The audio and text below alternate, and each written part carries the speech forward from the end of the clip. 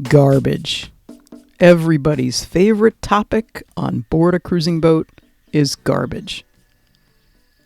What do you do with it? How do you deal with it? Hi, I'm Nico Waters, and welcome to the Boat Galley Podcast.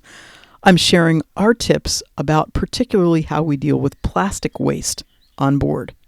Maybe you'll find them useful too. Today's episode of the Boat Galley Podcast is sponsored by MantisMarine.com, known for making the Mantis anchor, proven over time to set reliably in the most challenging bottoms.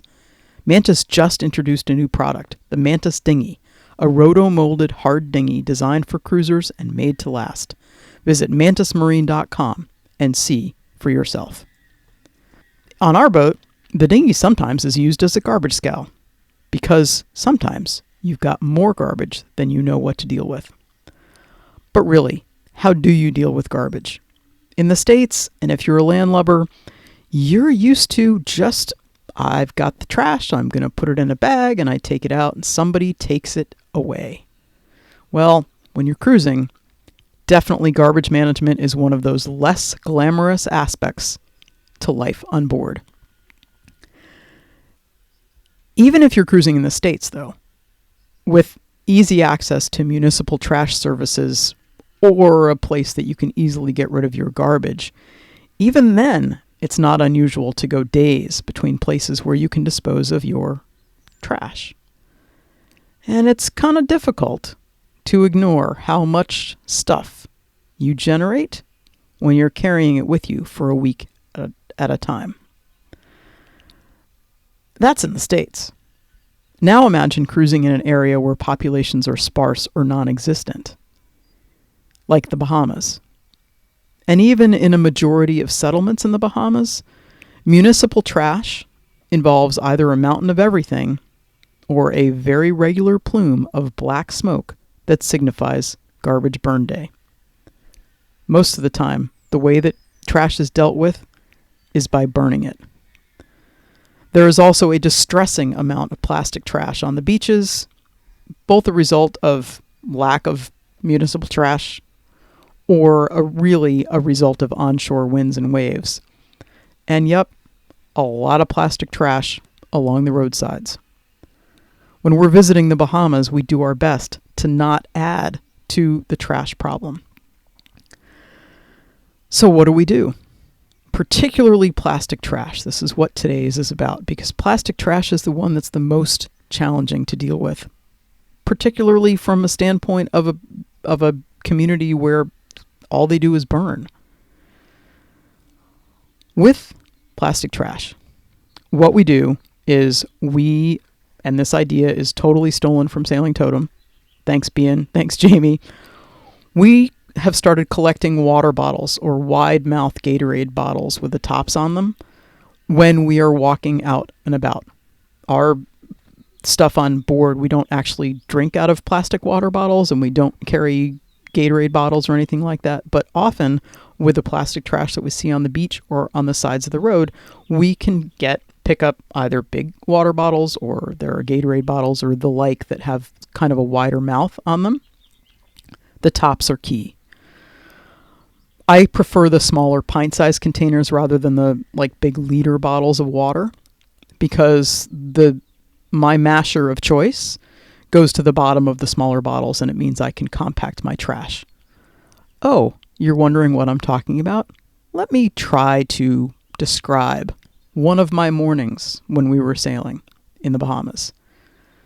I was sitting in the cockpit, trying to keep the scissors from flying as the boat rolled downwind.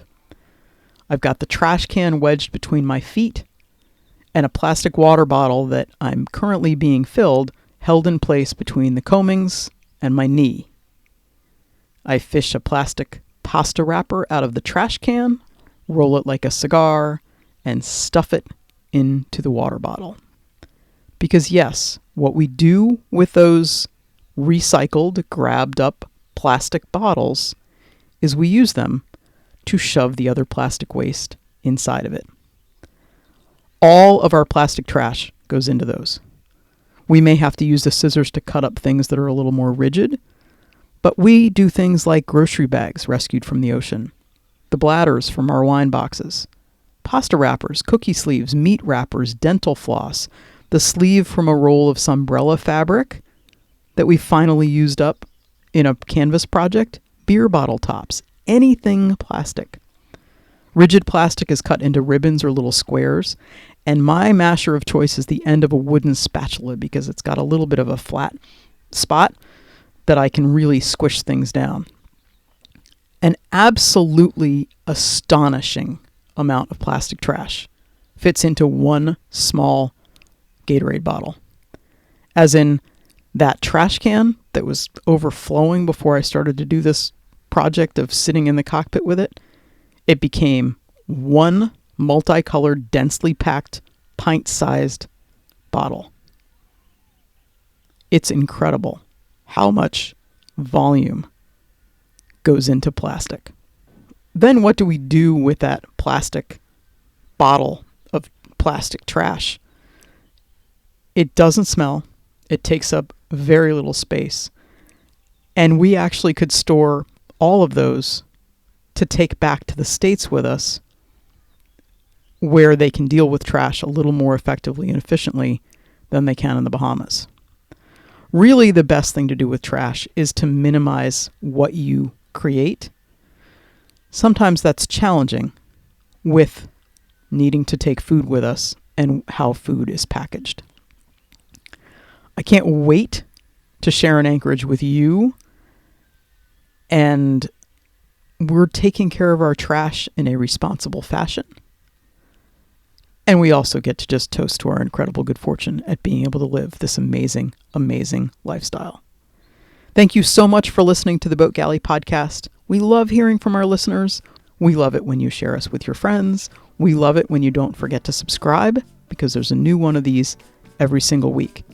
The Boat Galley is all about making boat life better, and we hope we've managed to help you do that today. Have a great week.